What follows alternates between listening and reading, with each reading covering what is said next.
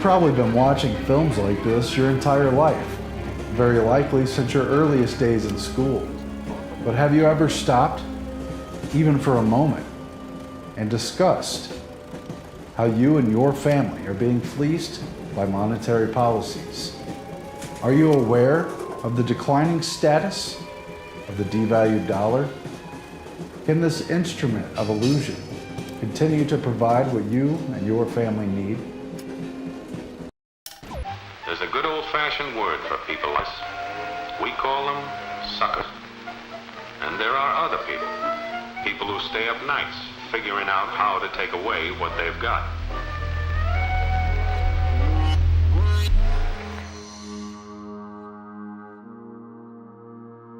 As you see, the top hat is still worn, but today only by a few.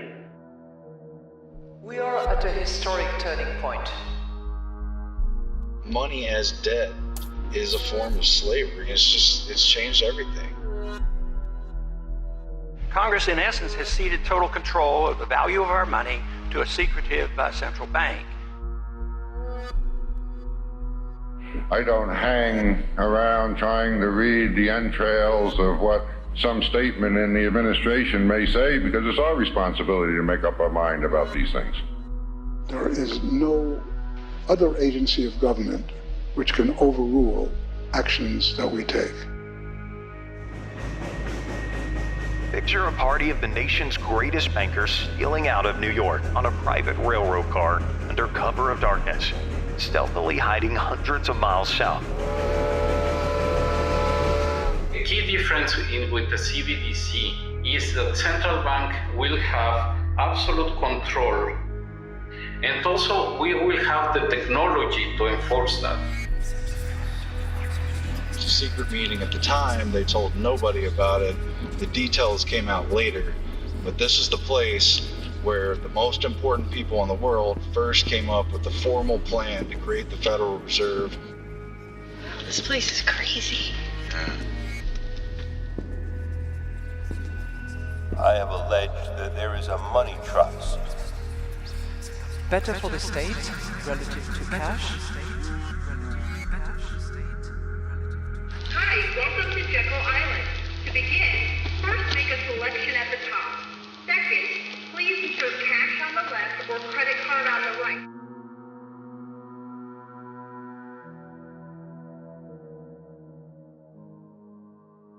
The Federal Reserve banks issue most of the currency we use. They serve as bankers, both for the government and for private commercial banks. And they also influence the lending and investment policies of commercial banks by utilizing a variety of economic tools which are available to the Federal Reserve System.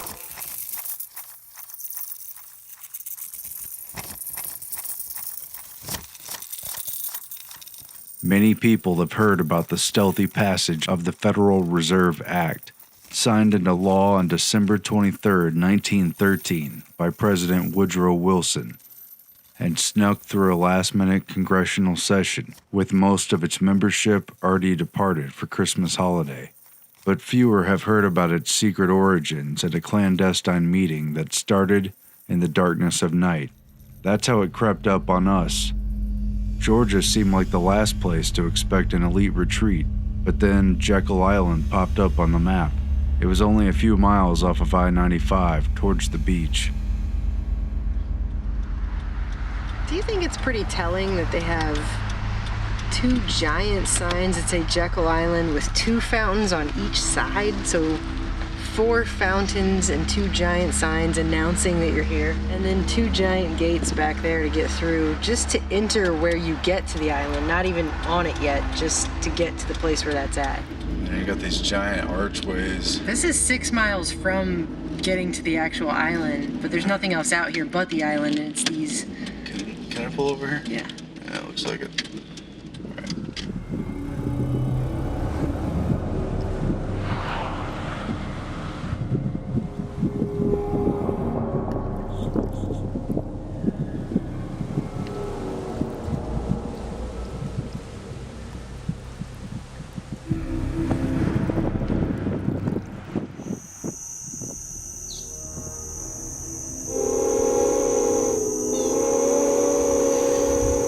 truth is strange as fiction. It calls up visions of pirates, of shipwrecked mariners cast on uninhabited islands, of ancient warriors entrenched in a castle surrounded by a moat, of ghost-like comings and goings. But let's go to the facts.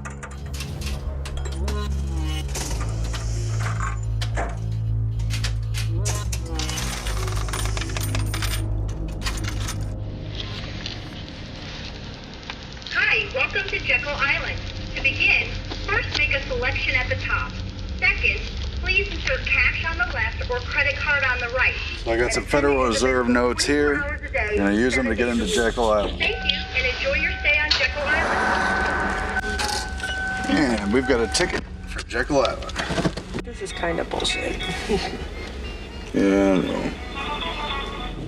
All right, we're going over the bridge, over the Jekyll River, Thompson Bridge, and we're gonna check out the clubhouse, where the conspiracy was hatched. The backseat conception of a New World Order conspiracy. Yeah, but really it was. Do you think it's funny that we're always doing these things at night? How many seconds of this do you want? The turn-in is just right here, so Jekyll Island Club.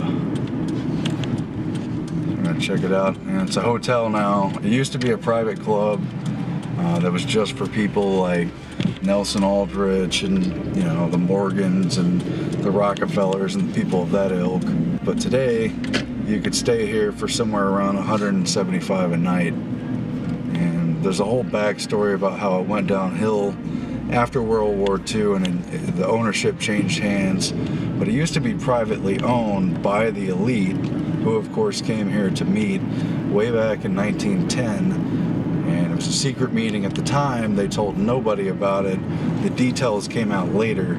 But this is the place where the most important people in the world first came up with the formal plan to create the Federal Reserve, to create a debt monetary system, and essentially financially enslave the United States by stealth.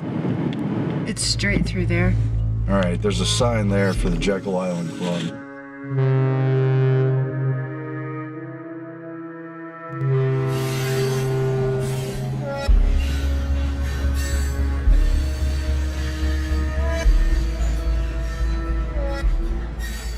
Bertie Charles Forbes, who would later found Forbes magazine, described the mystery surrounding this quiet but momentous event in American history.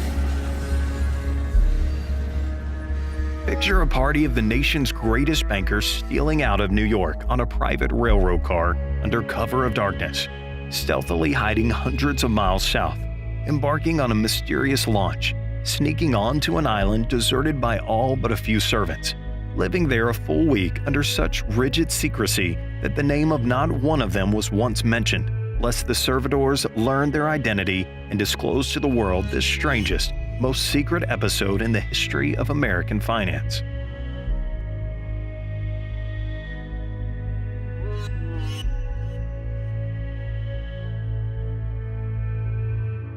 I am not romancing. I'm giving to the world for the first time the real story of how the famous Aldrich Currency Report, the foundation of our new currency system, was written. The utmost secrecy was enjoined upon all. The public must not glean a hint as to what's to be done. Senator Aldrich notified each one to go quietly into a private car at an unfrequented platform, with drawn blinds for any peering eyes that might be around. New York's ubiquitous reporters had been foiled. After bowling along the railroad hour after hour into southern country, the order was given to prepare to disembark. Stepping from the car when the station had been well cleared of travelers, the members of the expedition embarked in a small boat.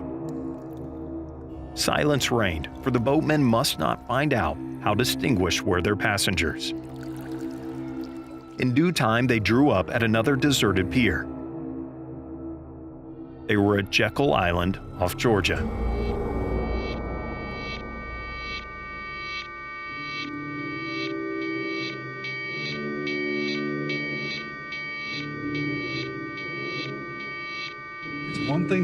about these conspiracies, but if you ever have the chance to visit the place where it happened, even if there's no tour and even if you don't have some kind of special access, it just changes your perspective to actually see where it happened, the little details, you know. I can agree with that. Putting a face to a name kind of thing. This is not a place you would come ever. Like, I can see why they would make this a private club. This is an island off of southern Georgia. I mean, you wouldn't drive way out here. In 1910, can you imagine the bridge they must have had in 1910? Yeah. The place was built in 1886, by the way. Yeah. Can you imagine the just to travel to get out here? The average person's not going to be doing that. Well, the average person wouldn't even do it today. Well, in 1910, when this meeting took place, before the 1913 Federal Reserve Act, most people didn't even have motorized cars yet. That didn't hit until the 20s and 30s. Right.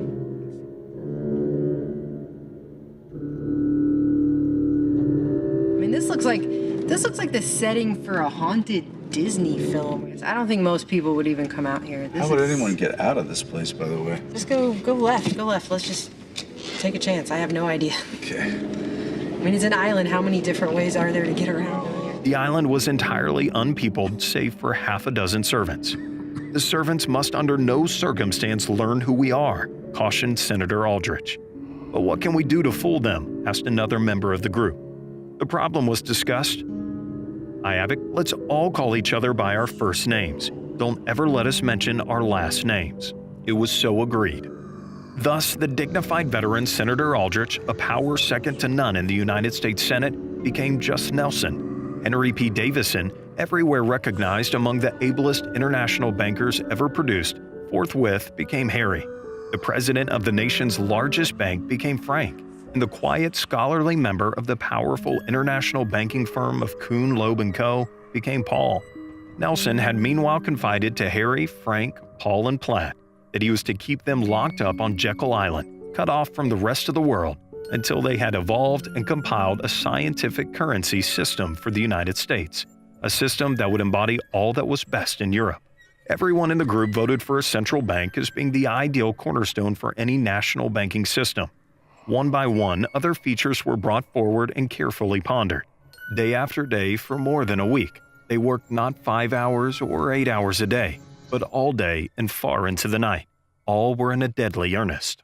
Then, as quietly as they had landed, the authors of the historical Aldrich Report disappeared from Jekyll Island and slipped into New York undetected. Reporters tried in vain to find out where they had gone, but they found every avenue of information sealed off. All questions unanswered, and matters have remained a mystery to this day. This authentic page out of American history is too picturesque and fascinating, as well as important, to be left blank. And because it's so important, researchers have dug into the details, and the details of the meeting have come out. And I know it was Senator Aldrich who introduced the actual legislation, and even that part he did very sneakily. And of course, in older days, people were pretty on to banking conspiracies, and monetary policy has always been a hot issue. Doesn't matter what time or what century. And so they had to sneak the legislation in literally before Christmas. So they picked a time when Congress had been in recess, then they put it back into session using some sneaky congressional procedural things. And then Senator Aldrich, who was present at the meeting reportedly, and who is related to the Rockefeller family and who's just in bed with all these elite families, he snuck it in literally before Christmas with quite a bit of Congress absent, and they got the vote passed without everyone present, without a debate, under cover of darkness, while everyone was celebrating the holidays or taking time off or whatever. And that's how our monetary policy was changed for the worse for now over a century. And there's been a lot of talk about the Federal Reserve lately. Perhaps they'll reform it. Maybe someday we'll get to abolish it. But right now, we're still under the thumb of the creature that was hatched over here, to give a nod to G. Edward Griffin's book.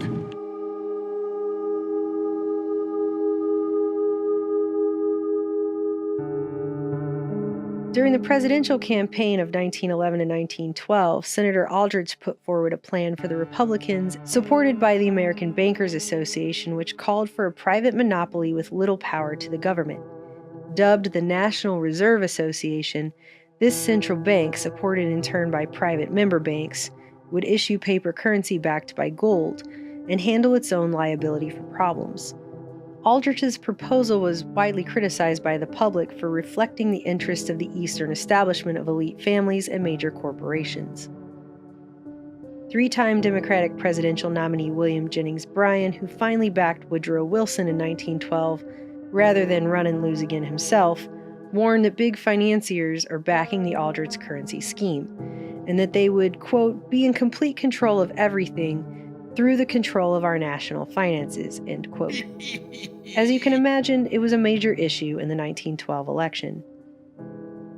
Republican Party opponents like Rep. Charles Lindbergh Sr. spoke out against the plan's favoritism towards what he termed the money trust, and Democratic Representative Arsene Pujo held hearings in the House Banking Subcommittee to investigate this money trust, saying in part, "To us the peril is manifest, when we find the same men a director in half dozen or more banks and trust companies all located in the same section of the same city, doing the same class of business and with a like set of associates, similarly situated, all belonging to the same group and representing the same class of interests, all further pretense of competition is useless." Once in office, Wilson and his Secretary of State, William Jennings Bryan, supported a modified bill wherein the executive could appoint a Federal Reserve Board to, get this, control the bankers. Many wanted to rein in and break up the money trust first, but Wilson sold people on tackling that issue later. After various modifications and compromises, the Federal Reserve Act finally passed the House on December 22, 1913, and the Senate on December 23rd. Almost 30 senators had left for Christmas vacation when the final version of the bill reached a vote. And then, that same day, President Woodrow Wilson signed the Federal Reserve Act into law, establishing the Federal Reserve System. Merry Christmas, America. Lindbergh called it the Aldrich Bill in disguise, while Frank Vanderlip later wrote that although the Aldrich Federal Reserve Plan was defeated when it bore the name Aldrich, nevertheless its essential points were all contained in the plan that was finally adopted. According to the American Institute of Economic Research, in its final form, the Federal Reserve Act represented a compromise among three political groups. Most Republicans and the Wall Street bankers favored the Aldrich Plan that came out of Jekyll Island. Progressive Democrats demanded a reserve system and currency supply owned and controlled by the government in order to counter the money trust and destroy the existing concentration of credit resources in Wall Street. Conservative Democrats proposed a decentralized reserve system owned and controlled privately but free of Wall Street domination. No group got exactly what it wanted, but the Aldrich Plan more nearly represented the compromise position between the two Democratic extremes, and it was closest to the final legislation passed. Part 7. Wall Street awoke rather slowly to its new position as a maker of money. The hardest-headed American businessman had difficulty in keeping his poise when all the stock exchanges of Europe had closed their doors, and when the new ticker reported a run upon the Bank of England. The Kaiser's ultimatum to Russia and France, making war inevitable, caused European investors to rush their securities to the London stock market, which averted a panic only by closing. Afterwards, there remained only one place in the world where stocks could be sold: New York. But with more than $4 billion in American securities held by Europe, the prevailing opinion was that all American securities would suffer such declines that a general calling of bank loans would result, and the country would be visited with the greatest financial panic in its history.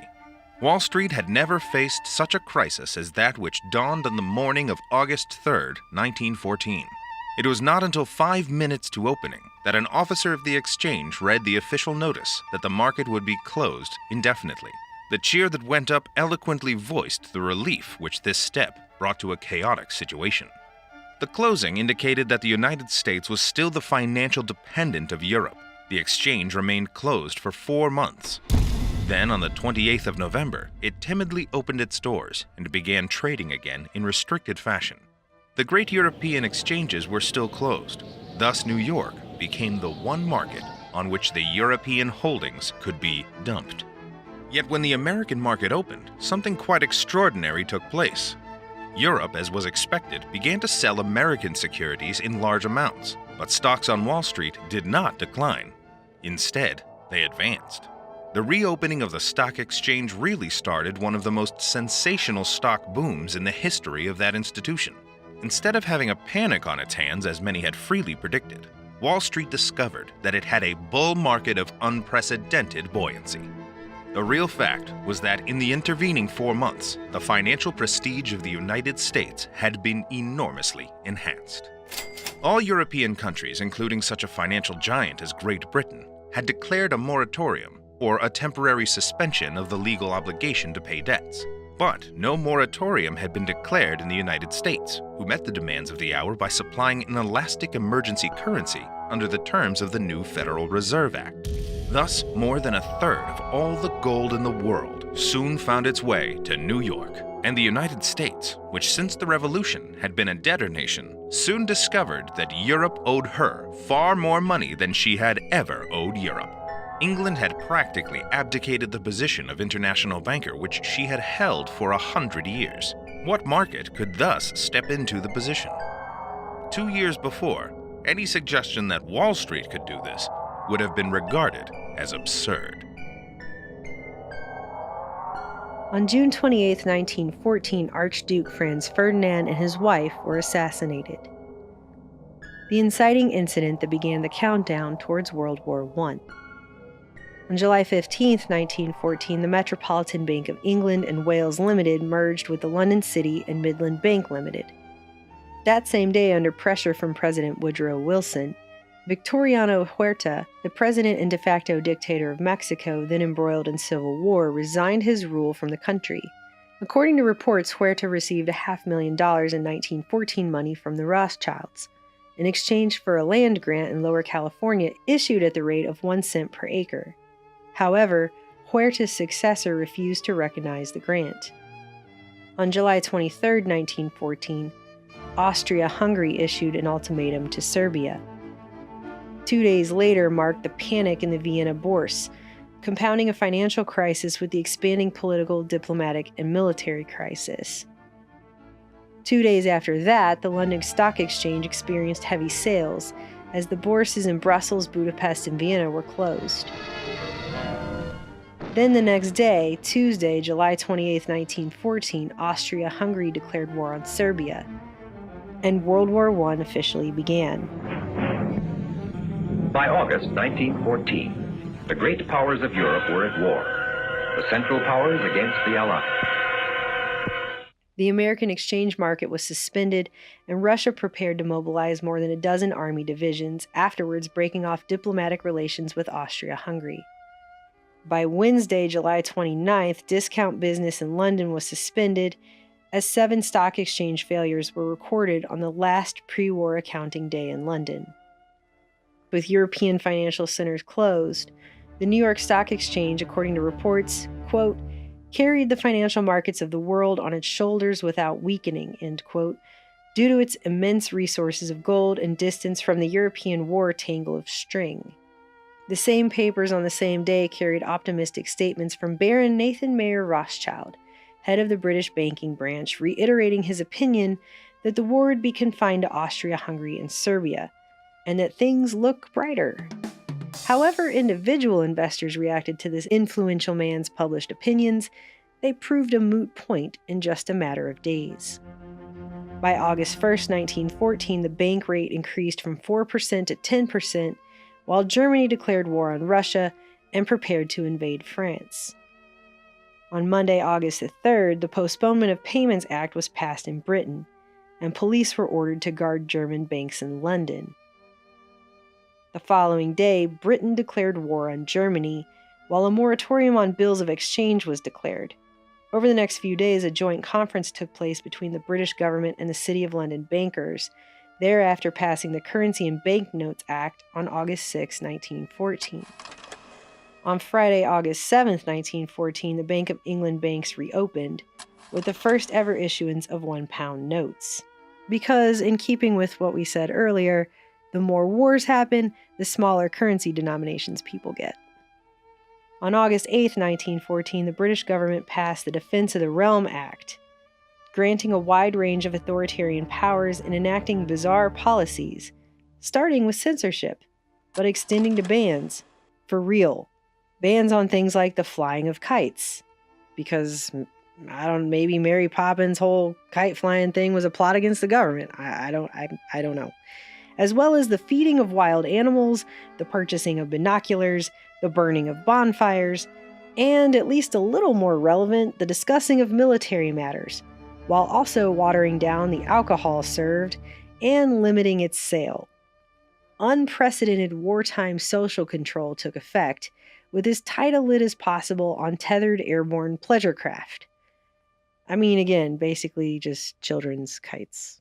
It's not like they really had a whole lot going on with the airborne pleasure craft situation in the 1914. At any rate, in rather rapid succession over the next several days, Serbia declared war on Germany, then Montenegro declared war on Austria-Hungary, then France declared war on Austria-Hungary, then Britain declared war on Austria-Hungary, and then Japan declared war on Germany, then Austria declared war on Japan, then the Allies declared their alliance via a declaration, then Great Britain and France jointly declared war on Turkey. Then Great Britain annexed the contentious Cyprus and claimed Egypt a protectorate, until there was practically no one left to declare war, except... On September 4th, 1914, in a letter to President Wilson, and keep in mind this is 2 years before the U.S. entry into World War I, I hope that's not like a spoiler for anyone, banker J.P. Morgan stated, quote, "The war should be a tremendous opportunity for America," and the Bank of England cheerfully announced its willingness to buy or hold gold deposits to the Ottawa Mint, the South Africa banks, the India and New Zealand banks, and then the Australian banks. The Bank of England, which you see here, is also the banker's bank. Just as many of us keep an account with one of the big joint stock banks, so these banks keep an account with the Bank of England. November 16, 1914 marks the official opening of the U.S. Federal Reserve Bank branches. The opening of the Federal Reserve Banks was actually hailed in the newspapers as America's financial freedom. They probably even had those little pins with the chain, I don't know, maybe they did. By the end of 1914 and the beginning of 1915, the Bank of England established a branch of the Bank of England for the Bank of France, and also entered financial agreements or issued loans to multiple countries, including Romania and Greece, while France and England agreed to finance Russia during the war. And there's probably many other similar arrangements that took place between allied or affiliated states. Then, notably on February 18, 1915, Germany declared a submarine blockade targeting British ships, and the Bank of England simultaneously began to officially support the American exchange. I just want to point this out now, that later, the 1934-36 Nye Committee investigation on the causes of World War I revealed that between 1915 and January 1917, the U.S., while still officially a neutral and isolationist country, not only lent some $27 million to Germany, but lent over $2.3 billion to Britain and France during that same period. With such a disproportionate investment, nearly 100 times more betting on the Allies, it shouldn't come as a shock that many began to blame motives for entering World War I on the greed of, quote, merchants of death, more intent on recovering their loans than the narrative sold through propaganda promoting the idea of making democracy safe in the world. It's obviously not a logic stretch to point out that a German victory in the war would have made collection on those loans a lot harder. On May 7, 1915, the ocean liner RMS Lusitania was torpedoed by German U-boats during the British blockade of Germany, killing more than 1,200 civilian passengers, including 128 Americans, which eventually justified the U.S. entry into the war. Germany's World War I policy of unrestricted submarine warfare, which ignored civilian casualties rather than evacuating targeted ships, was designed as if specifically to induce public outrage, but wouldn't draw the U.S. into war just yet.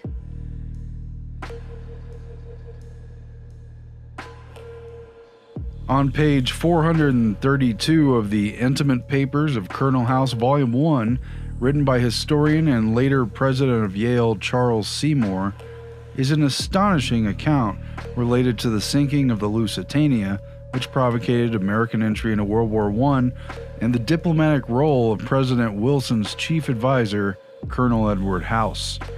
Apparently, House met with Sir Edward Grey, the Secretary of State for Foreign Affairs, quote, main force behind British foreign policy during World War I, on the morning of May 7th, the day the Lusitania was sunk. House recorded in his notes that, quote, we spoke of the probability of an ocean liner being sunk, and I told him, if this were done, a flame of indignation would sweep across America, which would itself probably carry us into the war, end quote. Later that same day, House was meeting with King George at Buckingham Palace and also discussed, quote, the probability of Germany sinking a transatlantic liner, end quote, reportedly then remarking that suppose they should sink the Lusitania with American passengers on board, wherein he actually specified the Lusitania itself as the catalyst.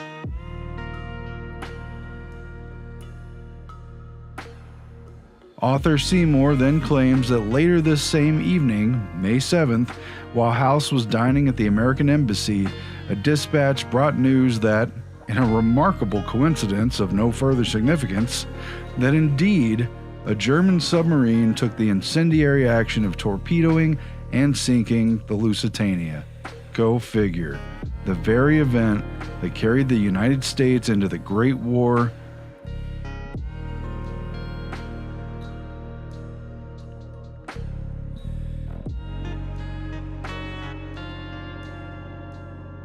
And the rest, as they say, is history.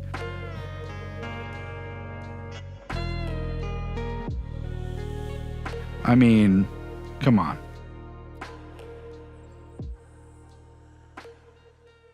Modern-day researchers have now uncovered a folder titled Publication of Gold Imports and Exports by the Bank of England, which contained a letter from the country's then senior economic advisor to the Chancellor of the Exchequer, pointing out specifically that not once but twice, a Bank of England foreign sale in gold was announced on the same day that a passenger line bound for the U.S. was torpedoed and sunk. Thus, the news of the gold sales were jeopardizing the lives of passengers. So the Bank of England stopped broadcasting news of these gold sales, which also removed a layer of transparency in financial dealings. On August 6, 1915, a Treasury notice in Britain requested that the public use currency notes and not gold. Meanwhile, on August 22nd, the Bank of England agreed on gold shipments to France. In October, after spotting another country in Europe at peace, the game resumed again, as Russia declared war on Bulgaria. Belgrade was occupied by Germans and Austrians, and Bulgaria declared war on Serbia, and shortly afterwards, Great Britain, France, and Italy declared war on Bulgaria, completing the round. On Wednesday, October 13, 1915, Zeppelin raids flew over the Bank of England and dropped bombs in the city of London, just blocks away from the bank on Moorgate Street. 2 days later, a $500 million Anglo-French loan was issued in New York.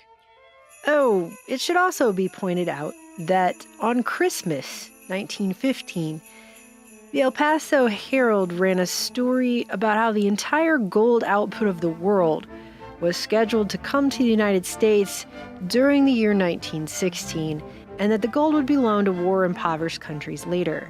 It goes on to talk about how during 1915, the United States had taken in $400 million worth of gold from foreign sources, but that in the course of the year 1916, the U.S. shall absorb an amount of gold at least equal to the total output of all the gold mines of the world during the year.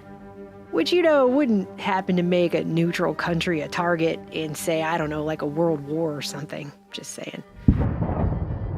I mean, not only does this article flaunt the idea that America is going to be absorbing a massive amount of gold equal to the output of the entire world in the year 1916, but it also goes into extremely minute detail of what happens when the gold coins are shipped abroad, how treasure rooms are built into many of the big commercial steamships, what those look like, what they're made out of, that it's a big steel box in the hold with a square opening in the top, how access is granted to those rooms, how many keys are used to unlock such a room, who has those keys.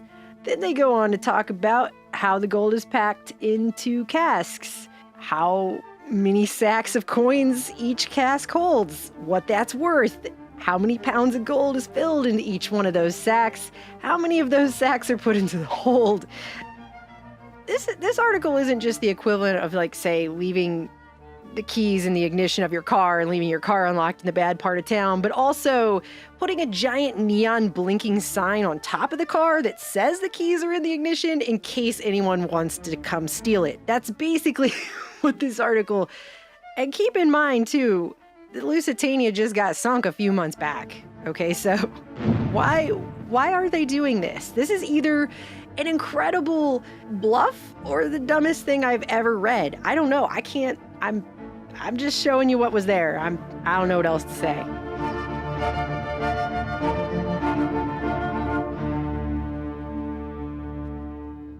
By March 1916, more looking at the map was done, and Germany, and then Austria-Hungary, declared war on Portugal.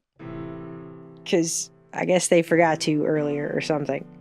On March 16th, the American Dollar Securities Committee decided on the acceptance of securities on loan.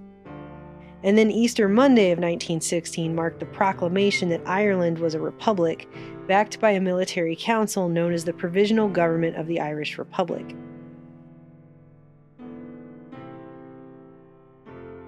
Just like what happened with the Rothschilds during the Civil War, on May 31st, 1916, a plot to assassinate John D. Rockefeller was foiled when the would-be killer, an Italian immigrant who worked as a woodcarver and sculptor and said he blamed elite capitalists for the poverty spreading across America, threw a brick through the window of the wrong house, hitting the Vanderbilt mansion instead and destroying an $800 mirror. That same year, Rockefeller officially became America's first billionaire. And it's interesting how you can make fun and related anagrams out of the attempted assassins' names in these cases. On July 28, 1916, Britain's Defense of the Realm Act forbade the melting down of gold coins. And then, August 1916 saw Romania declare war on Austria-Hungary.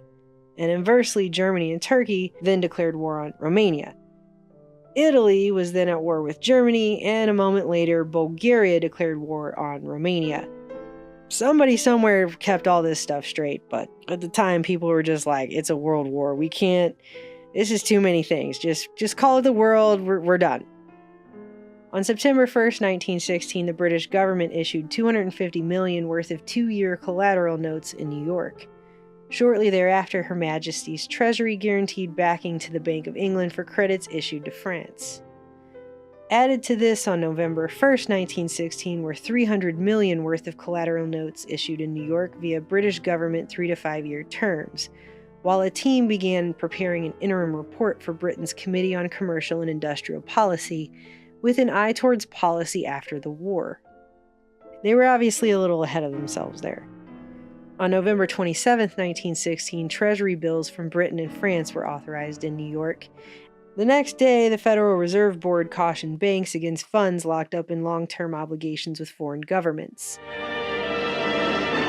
The move to relocate the world's gold to the United States was so monumental and capricious an investment opportunity during the war bonanza that the Federal Reserve felt the need to issue a warning memo on November 28, 1916, still ahead of U.S. entry into the war, cautioning American investors not to overdo it on foreign loans at the expense of domestic financing, writing, quote, "The board does not appreciate the view freely expressed of late that further importations of large amounts of gold must of necessity prove a source of danger or disturbance to this country.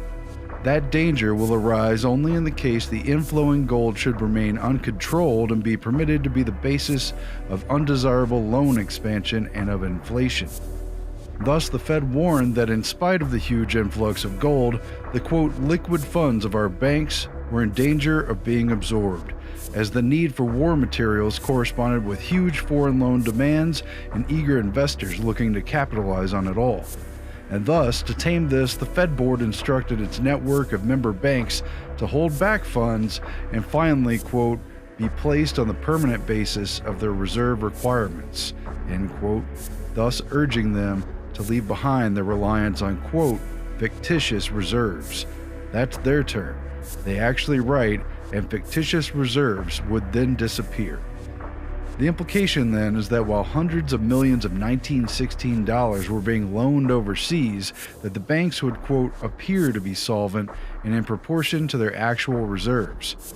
Again, those are the words the Fed put down on paper, and the Bank of England chose to include in their archives of the war. Quote, it will then appear that while a large increase in the country's gold holdings has taken place, the expansion of loans and deposits has been such that there will not remain any excess of reserves apart from the important reserve loaning power of the Federal Reserve banks, end quote.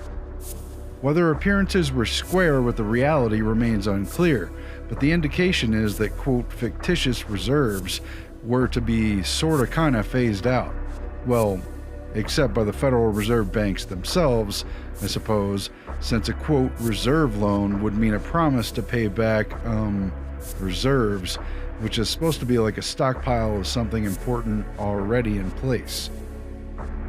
At any rate, the Fed cautioned investors and banks alike that foreign treasury bills could soak up liquidity needed domestically for something big, something then unknown but imminent, what they termed, quote, home requirements, the nature and scope of which none can foresee, end quote. Which in hindsight looks a bit like foreknowledge leading into war production at an unprecedented scale.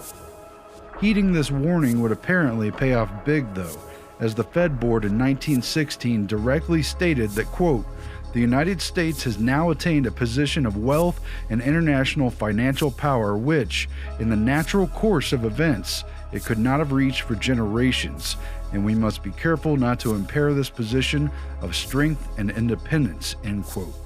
Independent, of course, connotating its definition not subject to control by others and not affiliated with a larger controlling unit. So if we got there unnaturally, how did that work? What do you mean worry? They don't have to worry. There they are, a small bunch with a lock on the market. They were smart. They're lucky enough to get big early. And then they stay that way. Their gang hasn't changed for 50 years. That's right.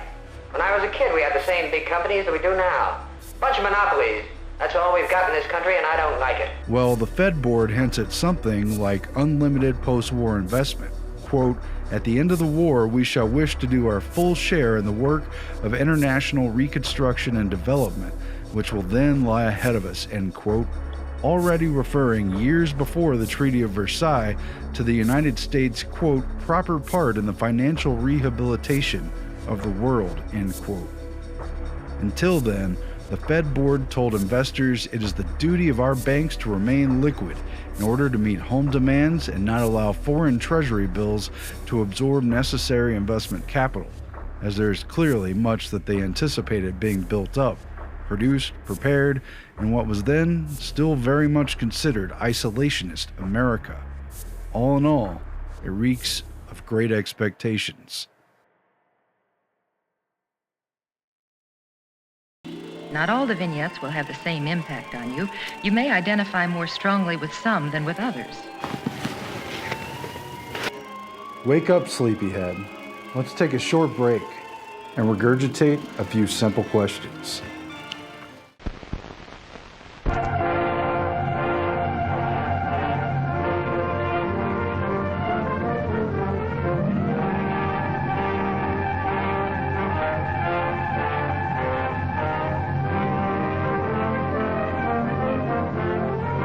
By December 5th, 1916, the importation of gold and manufactured silver in Britain was forbidden. 2 days after Christmas in 1916, according to the Bank of England's own 1914 to 1921 report, on that day, the Bank of England appointed agents of Federal Reserve Bank of New York. Wow. You know, that really speaks to an intimate relationship. On January 25, 1917, Her Majesty's Laurentic was sunk while carrying cargo of a reported 5 million pounds in gold.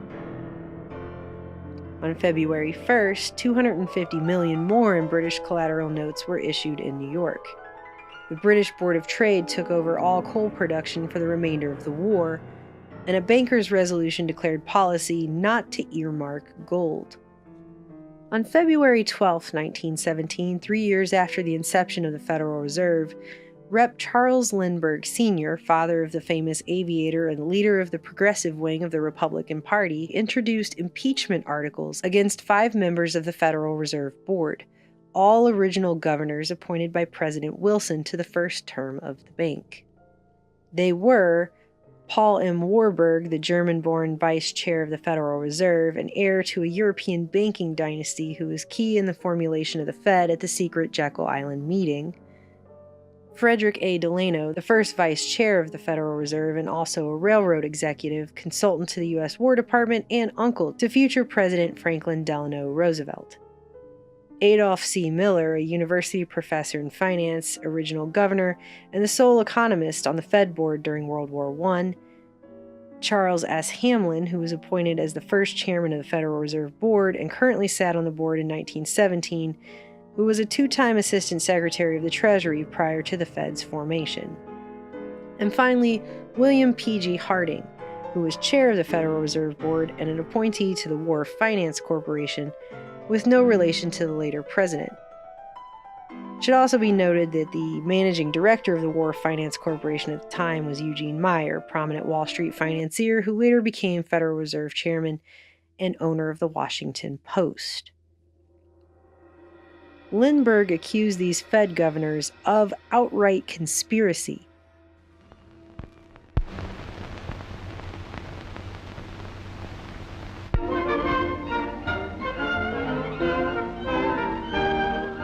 On or about the month of July 1906, the exact date being unknown, leading representatives of firms including J.P. Morgan, Kuhn Loeb and Company, Lee Higginson and Company, Kidder, Peabody and Company, the National City Bank of New York, the First National Bank of New York, and various other persons did conspire with each other to deceive the people of the United States, the Congress, and the President of the United States to secure an act of Congress providing for a new monetary and banking system, to have it in a provision for a managing board vested with unusual and extraordinary powers, and to secure persons for membership on the board who would, by subterfuge, manipulation, and false administration, administer the act for the special benefit and advantage of all the said conspirators hereinbefore named and their associates, and contrary to the letter, intent, and purpose of the act itself, and in contravention of the Constitution and law. Lindbergh stated that there were many secret meetings held by the conspirators for this purpose, kept from the public and made practically impossible to discover, but that one of such meetings is described in Leslie's Illustrated Weekly magazine in the October 19, 1916, showing the method most likely to have been followed for planning the then contemplated act of Congress, which is now the act known as the Federal Reserve Act. Lindbergh accused said conspirators of organizing and funding a campaign to make the public believe that a new banking and currency system was absolutely necessary, and at the same time keep the public from finding out what would be its form and details.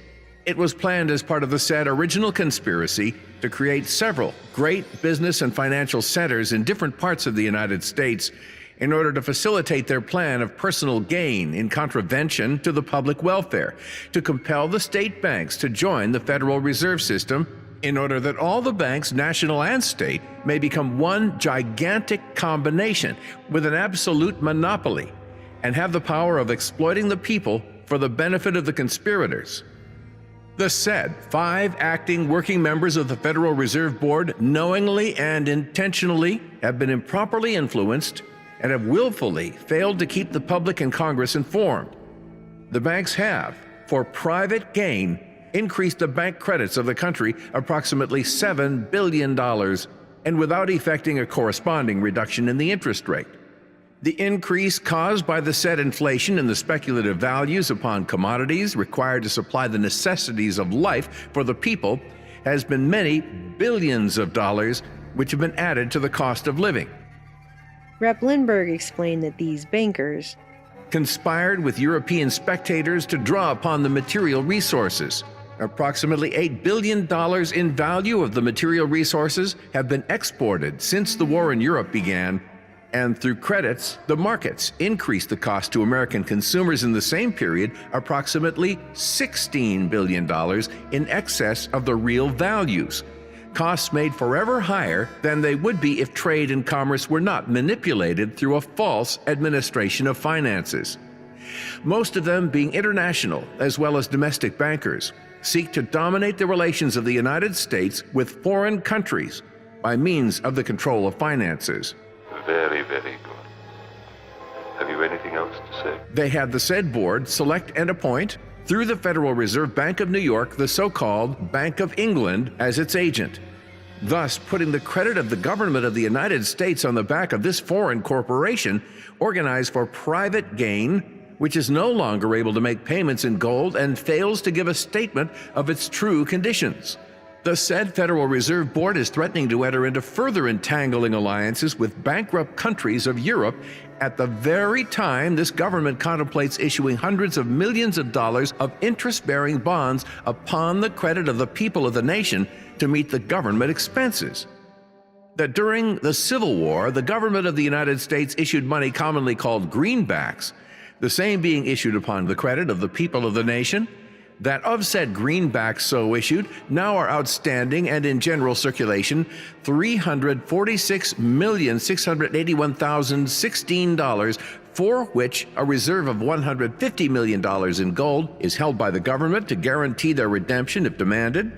That said circulating greenbacks have already saved the government from paying approximately $1 billion in interest during the time they have been in circulation, and are now saving the government approximately $6 million annually. The conspirators, by secret connivance, now seek to have the said greenbacks retired and the $150 million of gold guarantee placed in the Federal Reserve banks, on which to base the loaning of bank credits as a substitute for the money owned by the people. To amalgamate all of the trusts into one great trust in restraint and control of trade and commerce, and thus be able to exploit the masses and take from them their earnings, except that which is required for bare subsistence, to enslave the masses of humanity.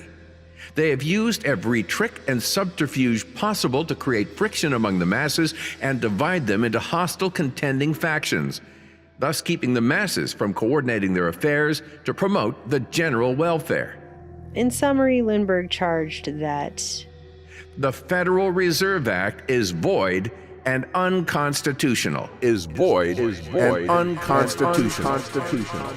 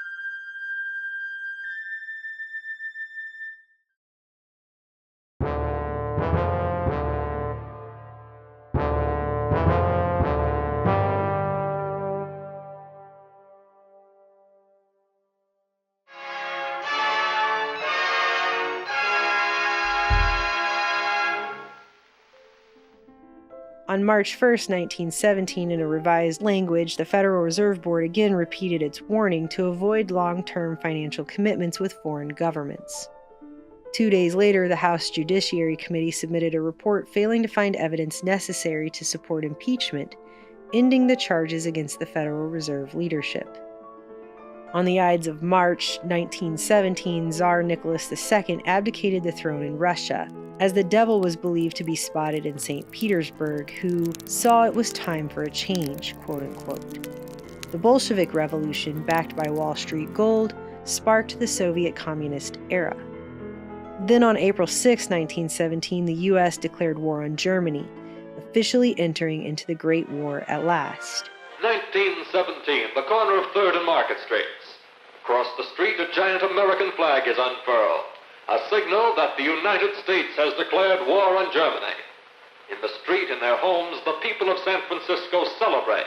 Some of them cheer, some shout, others curse or weep. But most of its cheering, for America is glad to be in the fight. It knows little of what awaits the Yankee doughboys over there. The next day was a bank holiday to celebrate. Young Americans are drafted or volunteer, and the first contingents of citizen soldiers march down Market Street, the road to the Western Front. And Latin American countries also began, one by one, to declare war on Germany. They're the soldiers of freedom, going to make the world safe for democracy. On April 22, 1917, Governor of the Bank of England, Lord Cunliffe, arrived in Washington as a member of the British mission to America. On May 3rd, the Bank of England reached an agreement with the New York branch of the Federal Reserve. It was not until June 9, 1917, that the British mission officially returned from the USA. That same month, the Bank of England opened an account for the Federal Reserve Bank of New York, and meanwhile sold all German bank holdings for a paltry total of £260,500. On September 19, 1917, the London Exchange Committee got the U.S. to adopt a policy barring the earmarking of gold, that is, setting gold aside for a designated purpose. January 10, 1918 marked peace between Russia and Bulgaria. And on January 26, 1918, the Federal Reserve Board appointed a Capital Issues Committee. On April 3, 1918, the Bank of England issued its third loan to the U.S. in the amount of £600 million.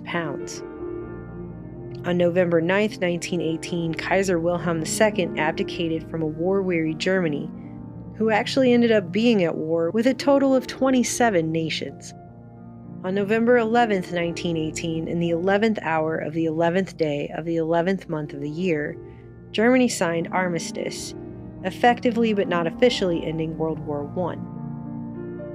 It's nice number play, but you're a conspiracy theorist if you suggest a special meaning here.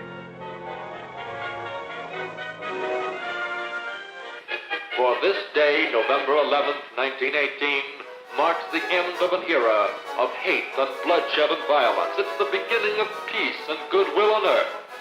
And those who have died have not died in vain. They've died to make the world safe for democracy. They've swept to victory in the war to end war. And so San Francisco celebrates in 1918 because the war is over. And there'll never be another. And there'll never be another.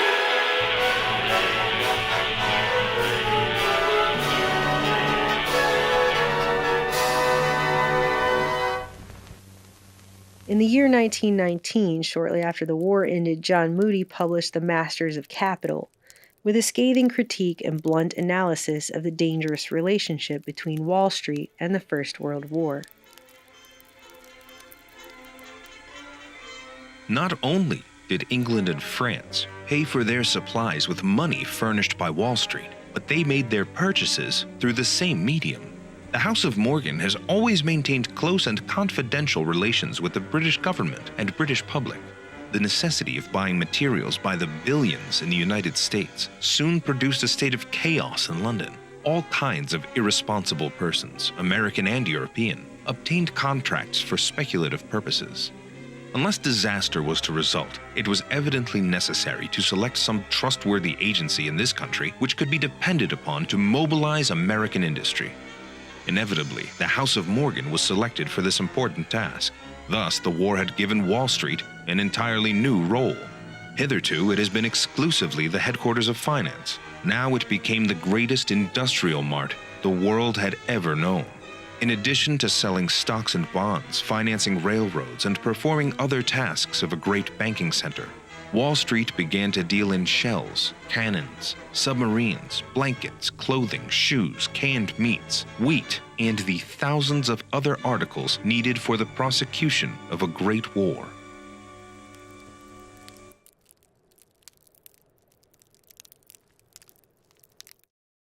On February 16, 1919, the League of Nations Covenant was published.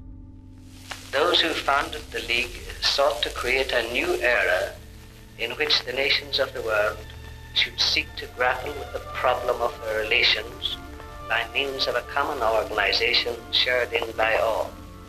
In February 1919, the Supreme Economic Council, which sounds like something you'd encounter in a Dungeons & Dragons game, was established during the Paris Peace Conference with the purpose of steering the economy during peace negotiations, with control over the shipping of war materials and supplies. On March 20th, the Bank of England governor announced it would surrender excess profits to Her Majesty's government, and the House of Commons was informed 6 days later. On May 28, 1919, the League of Nations was officially established.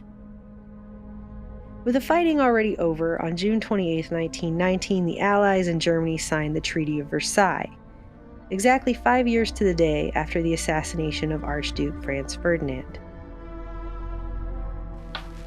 Ever since the war, successive governments in the United Kingdom have declared that their membership of the League of Nations constitutes the basis of their foreign policy. As opposition to the Treaty of Versailles and League of Nations mounted at home in the U.S., Woodrow Wilson began a campaign across the country to appeal to the public for support. However, he suffered a stroke on September 25th and became largely incapacitated while demonstrating an altered personality. The president's inner circle downplayed the significance of Wilson's injury and instead placed his wife, First Lady Edith Wilson, in charge of the president's duties, beginning in October 1919 until the end of his term in March 1921. As a steward and de facto president, she handled all presidential matters, including classified materials and negotiations with cabinet officials, while deciding which matters to bring to her ailing president. On November 19, 1919, another World War I triple number, the United States Senate, led by Henry Cabot Lodge, rejected the peace treaty, defiant of President Wilson's attempt to foist League of Nations participation upon the U.S. without due protections of its national sovereignty. World War I changed several things forever. The way wars were fought changed. And the people of the United States, an angry people, whose resources and privileges were the envy of the world, offering these without stint, fighting in the factories and the foxholes, fighting in the jungle, the deserts, the frozen wastes, fighting on all the oceans, fighting for survival, fighting a war which would be hard and might be long, but which they would win. Technology was introduced onto the battlefield. Despite being banned by The Hague in 1899, chemical warfare was widely used throughout the war. Large numbers of women began working, and although America entered the war as a debtor nation in a recession, it left as a world superpower in a 44-month economic boom. Governments the world over also learned that people would accept not just taxation, but extreme taxation in return for protection from outside threats. The top U.S. tax rate in 1914 was just 7%. By 1918, it was 77%. Collection of taxes has far more phases of activity than the average taxpayer realizes. World War I also signaled the beginning of the end of the gold standard.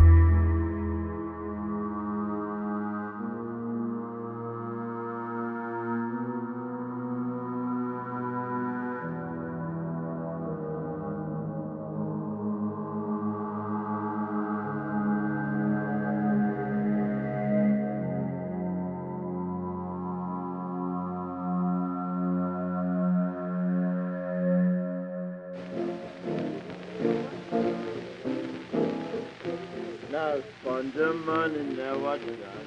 Spend the money, ha ha.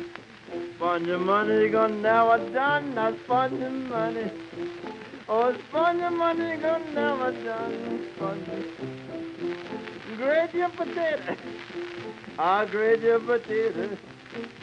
Put a little piece of pumpkin in it, gonna make it yellow. Love, girl, love. Love, girl, love. Love, girl, love, girl. Spend your money.